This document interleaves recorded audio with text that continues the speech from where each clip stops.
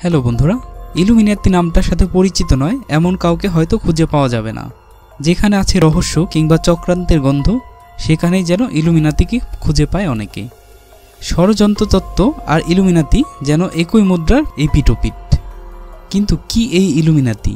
কিভাবেই বা তারা এলো? কতটুকুই বা বাস্তব আর কতটুকুই বা কল্পনা? চলুন জেনে নিই ইলুমিনাতি সম্পর্কে। ইলুমিনাতি একটি গুপ্ত সংগঠন। 1776 সালের 1 মে ব্যাভেরিয়াতে অ্যাডাম ওয়েশপ এই সংগঠনটি প্রতিষ্ঠা করেন। ইলুমিনাতি শব্দের অর্থ যারা কোনো বিষয়ে বিশেষভাবে আলোকিত বা জ্ঞানার্জনের দাবি করে অথবা বিজ্ঞান বিষয়ে বিশেষ জ্ঞান সম্পূর্ণ।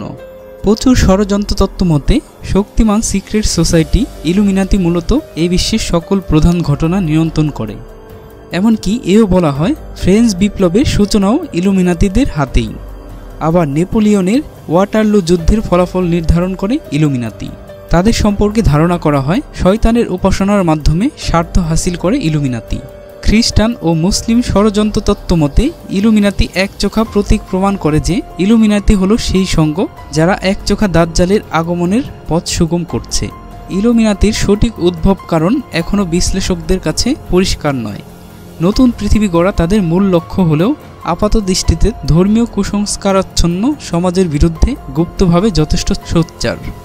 বিশেষভাবে ধারণা করা হয় মধ্যপ্রাচ্য ও এশিয়ার ধর্মীয় নৈতিক স্থলনগুলো এদের দ্বারাই প্রকাশ্যে আসে। ধারণা করা হয় এই ঘটনাগুলির সূত্রপাত থেকে ঘটনা প্রবাহে জনসম্মুখে আসা সকল ক্ষেত্রেই অদৃশ্যভাবে ভূমিকা পালন করে এই ইলুমিনাতি গ্রুপ। যেমন ধরা যাক, হিন্দু ধর্মের একটি বিলুপ্ত কুসংস্কার হলো সতীদাহ প্রথা।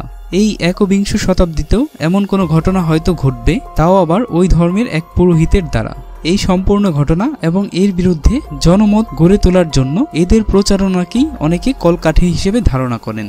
কিছু বিশেষজ্ঞ এরকম সংগঠনকে এবং এদের কার্যক্রমকে কাল্পনিক মনে করেন। নতুন করে বর্তমান সময়ে এটি আবার আলোচিত হতে শুরু করেছে ড্যান ব্রাউনের অ্যাঞ্জেলস অ্যান্ড ডিমন্স উপন্যাসের মাধ্যমে। মানুষ মনে করে থাকে ইলুমিনাতি সদস্যরা পৃথিবী নিয়ন্ত্রণ করে, তবে তার কোনো বাস্তব প্রমাণ নেই। এভাবেই ইলুমিনাতি সম্পর্কে বিভিন্ন কল্পনা জল্পনা মানুষের মধ্যে চলছে বহুকাল ধরেই। হয়তো অদূর ভবিষ্যতেও এভাবেই ইলুমিনাতি নিয়ে মানুষের সংশয় থেকেই যাবে। বন্ধুরা, ভিডিওটি ভালো লাগলে লাইক, কমেন্ট এবং শেয়ার করতে ভুলবেন না। আর আপনি যদি আমাদের চ্যানেলে নতুন হয়ে থাকেন তাহলে অবশ্যই চ্যানেলটিকে সাবস্ক্রাইব করে আমাদের পাশেই থাকবেন। ধন্যবাদ সবাইকে।